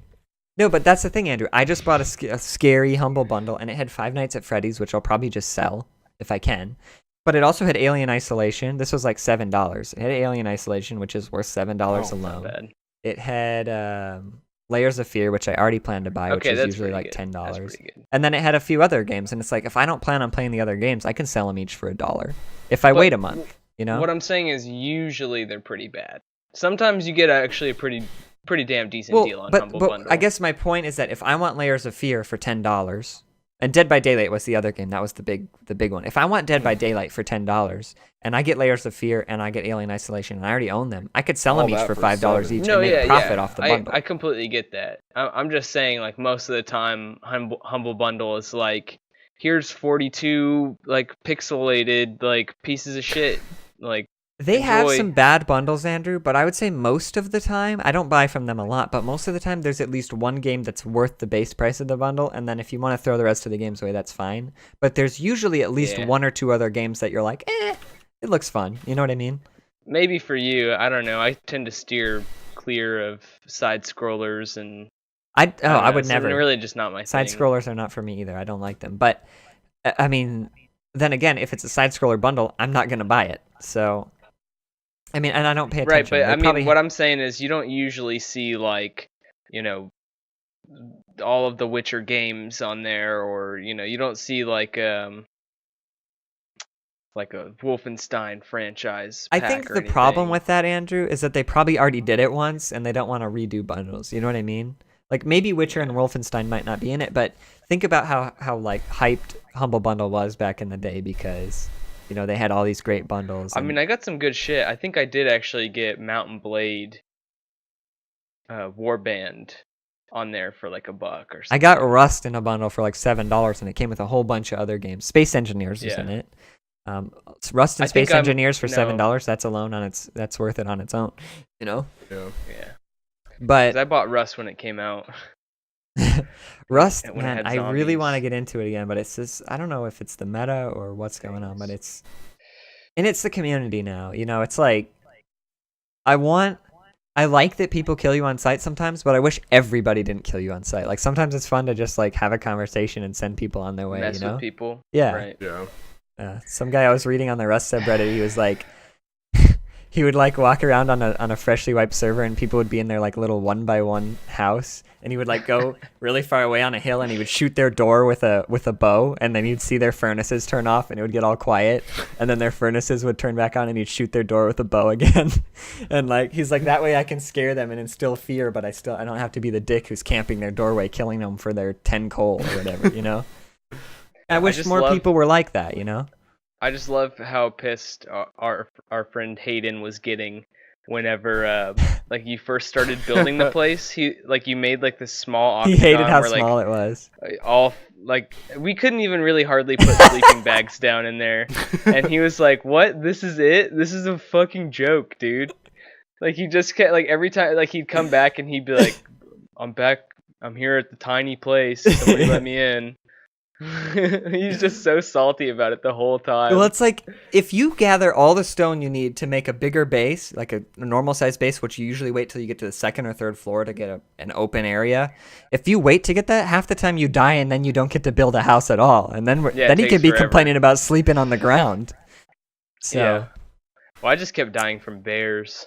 Yeah, and the last wipe we just did, Andrew, really sucked because you guys were playing on night 1, and I was the only one left online, and there's 4 people online on the server. It went from 50 down to 4 people online. The other 3 people besides me came and started blowing our roof up with C4, and I just logged out. I was like, I'm done with this shit. I remember before I logged out, they're like, "Why aren't you fighting back?" And I'm like, "I have a bow." I'm gonna fight people with C4. You remember that one guy with the shotgun? He was like asking for a shotgun. But anyway, sorry, that's podcast. Exactly, nightmare. But we ramble a little bit, and I did want to touch on Trevor's question earlier a little bit about G2A. Though, the biggest problem with G2A is that you have people stealing credit card numbers and buying the keys from like Ukraine and then selling them on G2A and then getting the money for that, and then the credit card gets a charge back and the person gets their money back. And then the guy's already sold his money on G2A, so he's not gonna pay back. You know what I mean? He's not gonna pay the credit card company. So then it comes down to who takes keys? What's that? Isn't it? I'm sorry to interrupt you. Isn't it like Russian keys? Like they don't have any. Like They don't have any global rule, because like isn't there like a rule? Certain Or, like, certain games have countries global rules? keys. Like, I think CS:GO is like global. I think you can buy it from any country and it's the same key. Well, Whereas I think Russia has like Russia only gets global keys or something. I might be wrong. yeah, I'm no, probably you wrong. might be right, and but that's the thing is they'll buy it from Russia or whatever the global keys, so you can play them in America. And then what happens is once the credit card chargeback, G2A keeps their money because they already sold it through their vendor, and G2A keeps their 5%, 10%, 20% cut of the sale from the guy who stole the credit cards and sold the keys. G2A keeps the money. So who's paying the credit card company the chargeback? It's usually the developer. And when you have little developers, they have to pay the chargeback, which is fine. I mean, it sucks because you make this profit and you're like, yeah, look how much profit I made. And then all of a sudden you have to pay half of it back. The bigger problem is they usually have to pay a fee on top of that. So they're losing money, you know? Yeah. So. Which is why I try not to buy games that I cherish.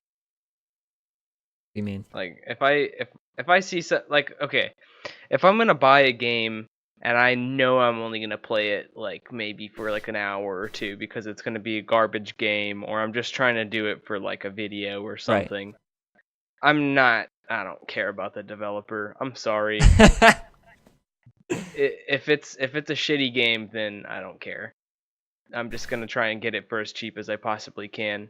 Yeah, that's capitalism. You know, my right is to shop around, but I agree with that. I don't believe in doing that for games that I enjoy or games that I know deserve better than that. You know, I'll buy them on Steam. Yeah. Right. And I agree. I would usually buy it from Steam or any of the sites that, you know, like Game Deals does, because they verified that they buy their keys legit. At least that they might still get them from Ukraine or whatever, but they're not stolen credit cards or anything like that. So you're not funding like really sketchy stuff. But there was a game was it yesterday or the day before? They just came out. They released their own game on the Pirate Bay because they didn't want people buying the games from G2A or Green Man Gaming or anything like that, because they said, really? You know, usually pirating a game is actually better for the developers than buying it on G2A. How is that? Well, like I told you, because they buy a key with a stolen credit card. They get the key, they get their money. So basically the guy who's stealing credit cards gets paid because you bought it on G2A.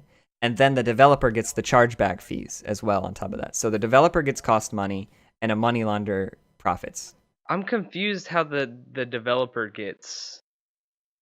So if a developer sells a key to some guy, why do they have to recoup the cost though? If it's not, I don't know why fraud. G2A doesn't have to recoup the cost, but everything I've heard is that if you steal a credit card, let's say I steal a credit card.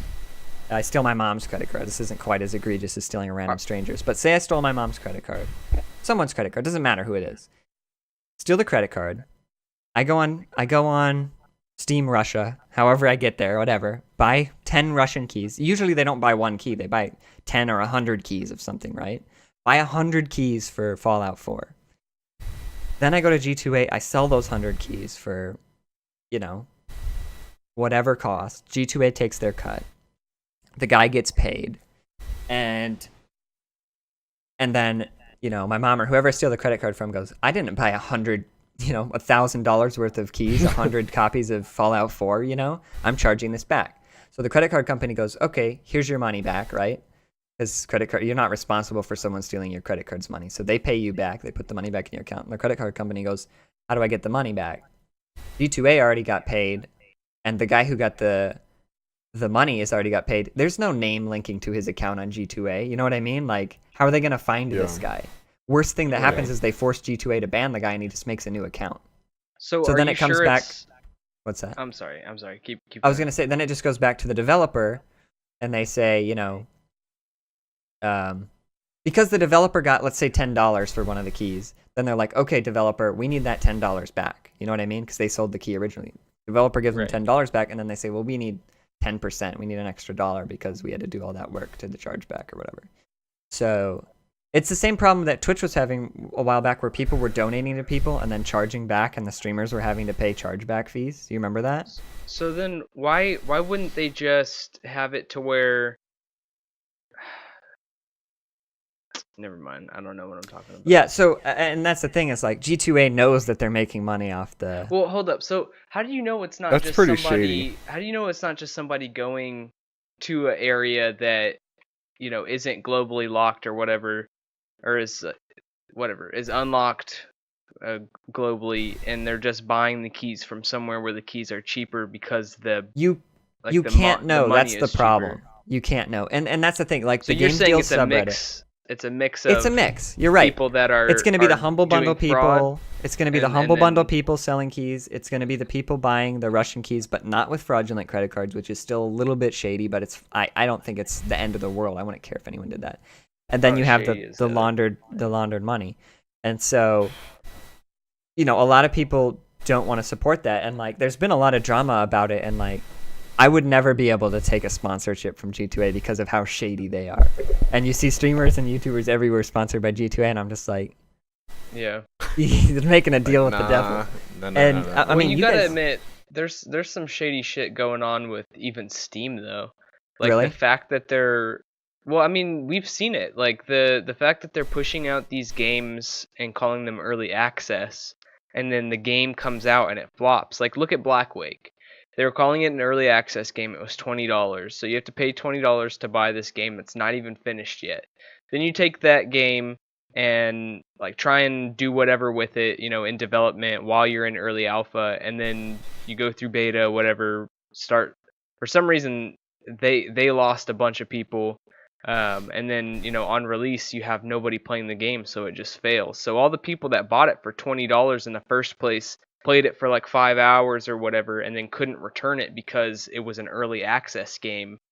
You know, I kind of get where you're coming from. Now you've got a bunch of people that are just dumping and running. They're just trying to put out a game that looks cool, but they don't actually intend on taking it all the way. They're just trying to get the early access money because you can't refund that. That's where I differ from you a little bit, and Hayden kind of says the same thing. I mean, we're on your side with the same thing, but I think Black Wake is a very poor example because I think think that their game came out and it was fine, but it didn't have staying power, and everybody quit. And it's like, I think they've done a couple small updates, but if I was those developers at this point, I might just cut my losses and run. Like, yeah, it sucks that everybody spent $20 on it, but it's like, why am I going to spend another year working on it and not get any more money? You know what I mean? Yeah, and perhaps it was a bad example, but I mean, I know where you're coming from. You could even just turn and look at all these like Ark-alike games, or, you know, survival style games where it's just, let's try and make a game that looks like these other popular games, but we don't actually intend on taking it all the way. So it ends up getting horrible reviews. They end up, you know, shutting down the servers, or end up, you know, just becoming a toxic game. Right, the fan base becomes bad. So you end up with two options, and like, Hayden's like the guy he always says, I never buy an early access game, and I said, Hayden, I don't either anymore. Well, I said that's not. I don't think that's a necessarily. I mean, it's fine and it keeps you safe, but I think that the difference there is that you have to buy an early access game and treat it like it's a finished game. So when I buy Rust for $10, they change it. They change it every week. In 1 month, it might be really fun, and in 2 months, it might be really annoying. You're not buying a game. They keep overhauling it. It's crazy. Exactly. But that's the thing is, if I say I paid $10 or $15 for Rust right now, and I say, it's pretty good, as long as I get a week out of it or whatever, and I look at it and I say, this is worth $10 to me right now, if the game's dead in a year, I have no right to complain. You have to say, is this game worth what it's costing right now? Like Minecraft, when it first came out, was $10. If they had never updated Minecraft since the late alpha or beta stages, I still would have been fine paying that $10. Sure, they added a ton of stuff and it was a massive hit. Well, for me, it's about the time I got out of the game. So, like, you know, I bought Rust for... Actually, you buy me Rust. I can't remember if I bought it or if you bought it for me. I might have bought Rust for you, actually. But regardless. I don't know, but what I'm getting at is, like, say a game is $30. Mm-hmm. If I get, like, you know, like, maybe 10, 15, 20 hours out of fun gameplay out of it, then I'm pretty happy with that. And Rust, I've gotten a lot of gameplay out of. If I'm paying like $30 for a game, I expect to get, like, you know, at least more than 50 hours, maybe like 50 hours out of it. That's an interesting perspective, and I do the same thing because I'm very cheap. I don't have a lot of money right now, so I'm always trying to like spend as little money on as big of a game as possible. But you have problems where you have like Watch Dogs, where there's so much side content, you can get 100 hours out of the game, but it's like 90 hours of not fun. You know what I mean? I enjoyed Watch Dogs, unlike most of everybody, but that's the example for most people, and that's why there's so many AAA games padding it with these boring collectible side missions. You know what I mean? Whereas if you have to kind of think about it, because I'm always like $30 for a game, you know, like I'm not spending that. But if you think about it, you spend a movie ticket, it's like $10 for a movie, you get 2 hours out of it. If you spend $30 and get 30 hours, that's $1 an hour you're paying for entertainment. That's actually really cheap. You know what I mean? Well, I mean, look at Overwatch. I paid $30 for Overwatch. I mean, I paid more over time because of loot boxes and stuff. But if you were just to take the base game into, you know, example, like it, you know, I've gotten hundreds and hundreds of hours, and I've only paid $30 for the base game. Like, you know, and you can get all of this stuff in game for free. So there's really is no reason to have to pay for anything. Right. So. Like Overwatch may be a bad example because it's such a popular game. Like, well, and it's multiplayer, so every game. And here's the thing about it: it's like Call of Duty, where you have every game you fight everybody. It's different, but it's even better on top of that because you have different classes. So every enemy team comp is different, and every team comp is different. And so you have this like massive, like difference in games every time, even though there are the same heroes overall.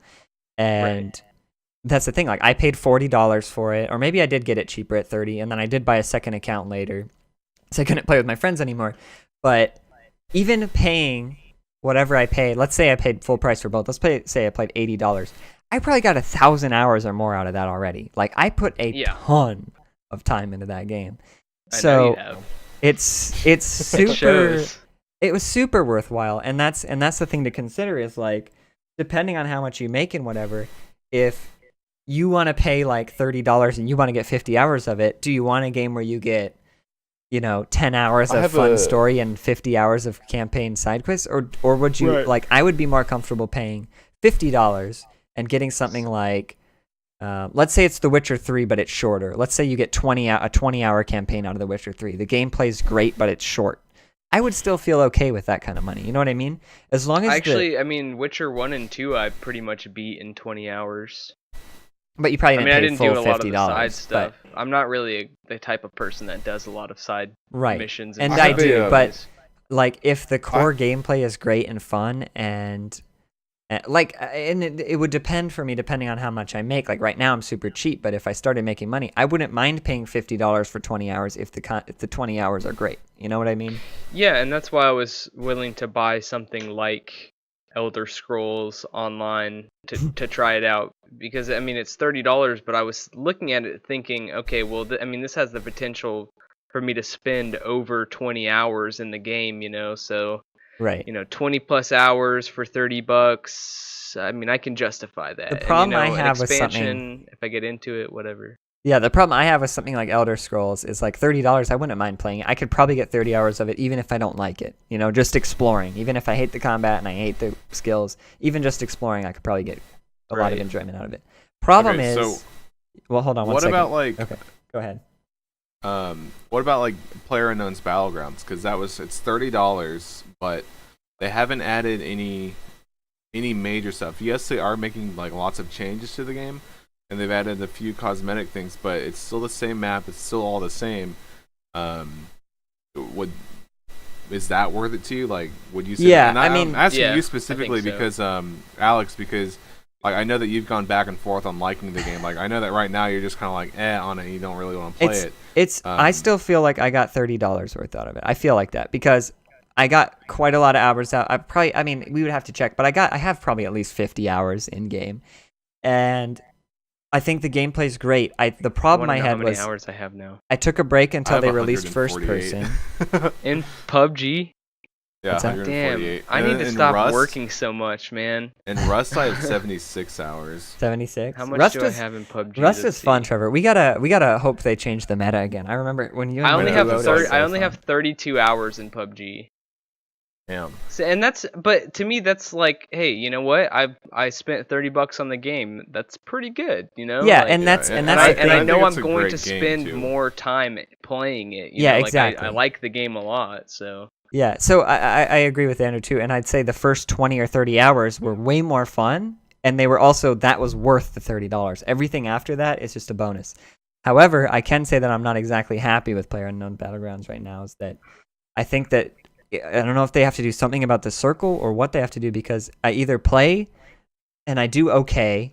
I feel like the last week or 2 weeks I've been playing the game, I either have a game where I'm alive, and Hayden and I both play the same way. We hate just camping and waiting for the end of the game and doing nothing.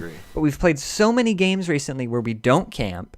We land in like the Povka or something on the east side. We gear up, we take a car, and we just stop by every settlement on the way, and we'll play for like 15 minutes, and we won't see anyone. And then all of a sudden, as we're driving, we just get killed. And then that'll happen like 4 or 5 games in a row, and I'm like, I just played for like 3 hours, and I never killed a single person. I didn't even have a chance to shoot them. You know, like, yeah, I'm bad, but it's not.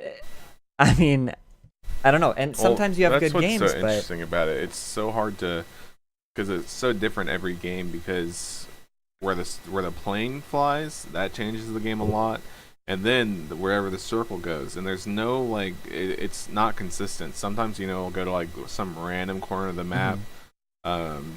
So it's really inconsistent in how the game plays. Right. Even if you try and land in the same spot every time, it's always going to be like a total shit show as far as how the game's going to play out. Because, I mean, you could like fly to Pachinki 10 games in a row, and the number of people who fly to Pachinki, like you could have a game with like 30 people fly to Pachinki, or you can have one where like maybe 6 people. Right. Go. Yeah, no, I do like the game a lot, but I just go through those days where nothing fun happens, and I'm like, I'm not touching this again for a week. But no, I would be a lot happier with the game if there were newer maps to explore, and I honestly think that well, they're talking about they have a desert map in the works. It's been in the works forever.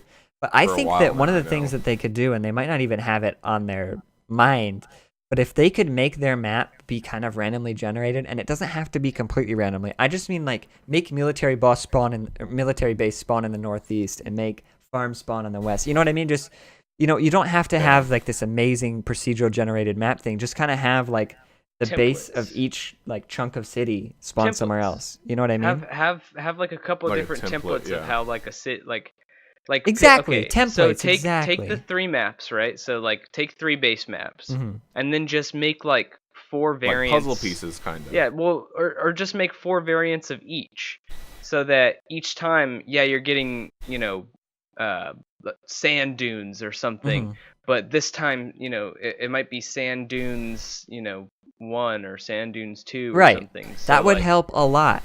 And that's one of my main problems with the game is I'm like, it's always the same map. It's like, do I want to go to firing range? No, I've been to firing range twice yesterday. I don't feel like going today, and then it's like, well, now there's nowhere I want to go. I've been everywhere. It's the same kind of, I don't know. It's a great base game. If they keep updating it and they keep adding stuff, I'm perfectly happy with it. I think that they're gonna do good things because I mean, it's like the biggest game on Steam right now. Like, it's yesterday huge. They hit the It was number 1 the other day. The record for most concurrent players online at the same time. Like it beat Dota. Their Twitch. Like, I mean, Twitch streams are. There's so many Twitch streams for PUBG. Yeah. Like, I mean, PewDiePie plays like 6-hour PUBG streams. Does he really? Yeah. I don't watch any of them because I don't have 6 hours to, even play a game, let alone watch somebody else play one. No, I'm happy with my purchase overall. I was hoping for a little bit more. I mean, it took him a long time to add first person, which was like the main basis. Yeah, it really did, which is weird because it was already in the game the whole time, right? Like you could always play in first person if you wanted to. So it's so weird that it took them so long to implement it as a first person only. And how long I get that they had to, improve the animations and stuff and like the mechanics of first person because it was kind of buggy like originally. But it's not like they had to completely add a whole new view into the game. It was already there. So it was kind of ridiculous how long it took them to add in first I don't know person. how long. I don't know why it took them so long and how long it's taking them to make the map. But I mean, I'm happy with the game. I wish they'd hire some more like map designers or something to pump stuff out faster. But maybe I'm asking too much for a $30 game that the maps probably won't be DLC. I mean, but they're gonna actually, what? If they're gonna have loot crates, they better start putting out maps and stuff because if you're gonna have a monetization scheme like that, then you don't want. I mean, I understand wanting more maps sooner, but you also have to think these maps are huge, and there's so many like different like buildings, like small details, and Yeah, I mean, right now the map that they have is already a bit buggy. A lot of the buildings and stuff are kind of just they're copy pasted, and then they also I don't even know if they tested them that much, because how many buildings do you go in and there's that bar that's right at your eye level and you can't shoot out the window? It's like, who designed this window? You know what I mean? So it doesn't seem like they put that much time into the maps. So it would be good to have them spend that much time putting a little bit more effort into it. And maybe they learned their problems with the windows like that. Maybe with the next update, if they do release a new map or something, maybe they'll release the new map with an update that fixes some of the problems on the old maps too. Mm-hmm. Like it could be that, like a lot of the times with these guys that have games in early alpha or beta or whatever, they'll take like a map and they'll make it, and then in making that map, they'll essentially create like a new base for the old map, so that it's the same setup or whatever, but or the same codes and everything, right? But newer codes, like better ones, better written, whatever, so that things like the other night when I was playing with I think I was playing with Aaron, and he everything around him was invisible. He couldn't see any of the buildings, but he could see all the loot. So he could walk into the buildings, but he couldn't find his way out because he couldn't see the door. So I kept having to go in and lead him out and everything. But I feel like a lot of that stuff that's wrong with the net code and a lot of the things that's wrong with just the base code of the game itself will get fixed whenever they push out new updates and push out new maps, because they've had time to work on it and had time to be like, all right, our old map, there was this wrong with it. Let's make the new one, not have any of that stuff. But I mean, I guess we'll see when it comes out. Yeah, I mean, you have to keep in mind that it is an early access game. So no, it is. I totally understand. It's a small developer too. So now that they've made so much money by selling so many copies of the game, they have more money to hire more people. And I mean, just look at how they're doing weekly updates. Every month they do a large update that adds new weapons or animations or whatever. Yeah, so they're doing a lot, and I think that they're focusing mainly right now, which is why I'm not complaining too much about there not being a new map yet, because they're fixing things that are actually important to the game, the net code, lag and stuff. Yeah. And because that is a big problem right now. Yeah, because there's games I'll get into where it's I feel like my bullets aren't doing anything. Yeah, or, and there I can't is pick up loot or open doors, and that's amount of constantly been improved by them. Yeah. So I think that they're focusing on stuff that improves the gameplay rather than things to just add to the game, like a map. Although, I mean, don't get me wrong, I really want a new map. I'm incredibly excited for this desert map that they've been talking about. But I think it's fine that they're not rushing that out, because you know what happens in the games, rush stuff out. You've seen it before when people rush out, updates or even a whole game that's, really not completed. Right. And it's just shitty. And a lot of times when they do that, they don't even fix it. No Man's Sky. Yeah, No Man's Sky is starting to turn around. You know that, Andrew? They added some updates, and people are like, eh. I don't care. Yeah. Well, it's not whether or not I'm gonna buy it now, but for the people who already bought it and played over 2 hours, at least they're. I thought they were done. I thought they left. I thought they picked up and left, but apparently they're still working on it. I mean, I get that they're trying now, but the fact that they didn't try for 3 months just completely ruined it for me. Well, they failed. No communication or anything. I have no desire to support a developer that would put out a game like that, number one, and number two, would take so long to acknowledge that they fucked up. Yeah. Yeah. And to not offer to refund games even though they're past the that, to me is I don't know, they should have done something, because I paid $60 for a game that turned out being bunk really poorly, which is why I give so much I guess space or patience with Battlegrounds, because they communicate and they are constantly fixing stuff, and they're open about it. They're they had a in one of their big updates, like the first person update, they had it, and then when it dropped on the live servers, it really, really, really messed up the netcode or something. It was super laggy. It was basically unplayable.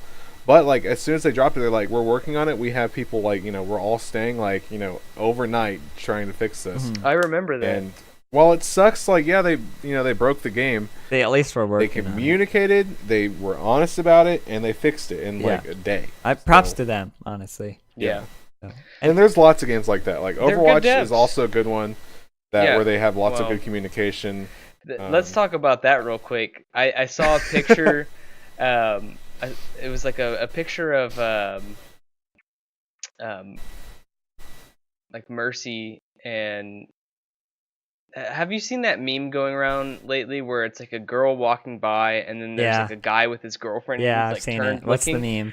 Well, the meme was the guy the guy was like turning back and looking at Mercy, and it said like underneath it said like having nerfing a character, completely changing a character that nobody asked you to change, and he's walking with Hanzo's what do you call it? His scatter arrow, Symmetra, and her like amount of abilities or her beam or whatever, and like it had like a couple other characters that needed to be nerfed on there, and I just thought that was the funniest fucking thing. Like that meme going around lately is fantastic. I'll see if I can find. Yeah, you're gonna have to hit me up with that. By the way, we have gone incredibly long this podcast, so we should wrap things up. It doesn't matter. And here's the thing: for anyone who's viewing and they're more interested in the like me and Andrew come together and I'll come up with like Kowloon, or he'll come up with some topic and we talk back and forth. We're gonna try to like focus that on one podcast, and we'll obviously have like half an hour of just random discussion back and forth like we always do, and then we're going to try to have a lot like another podcast separate to this that's more just like what we did for the last hour of like, I mean, we're talking about video games when we started with Kowloon. After we stopped talking about homeless people, typically I would want to end the first podcast there, and then we're going to try to have a less formal podcast. But here, you can post, I'm sorry to interrupt you, but you can post this picture for everybody. I'll put like, it in as an outro. But no, I don't know who the author of this is, by the way. I don't know who made this, so I'm sorry if you get upset. But anyways, yeah, we'll try to make them a little bit more focused. But right here, me, Andrew, Trevor, everyone that we talk to, we just get distracted. So I mean, this is gonna be how it is sometimes. So hopefully you guys do enjoy random banter, but we're gonna try to split it into two podcasts. But that's never gonna be 100% one thing. So big shout out to Trevor. Thank you. Big shout out to our guest Trevor. Yeah, thank you for having me. Actually, me. I do believe 100% that he helped enhance this podcast. I'm glad that he was on. So yeah, I'd love to have you on again. I've always been fascinated by Kowloon, and yeah, I'm glad that I talked to you about that and found out. So yeah, I was really happy to be on and be able to share my interests. Right. We'll have to get you a webcam next time so that the gracious 7 people that watch this can see you. I know, right? No, he had a webcam. He's actually invisible. You just can't see him. So yeah. Oh yeah, he's right over here. Center of the black hole. He's sitting over by these shoes in my room back here. Yeah, I've just been checking out black those hole dope right shoes. there. Put a little picture of him right there. there. Yeah, he's in the black hole. Wait, other side. There you go. There you go.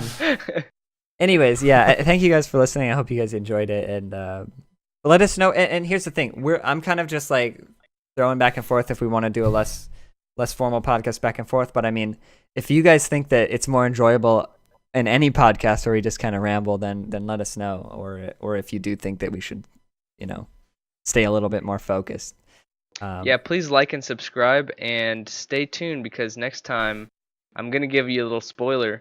We're talking about natural hazards, and it's gonna be really fun. So yeah, check it out, and thanks for listening, guys.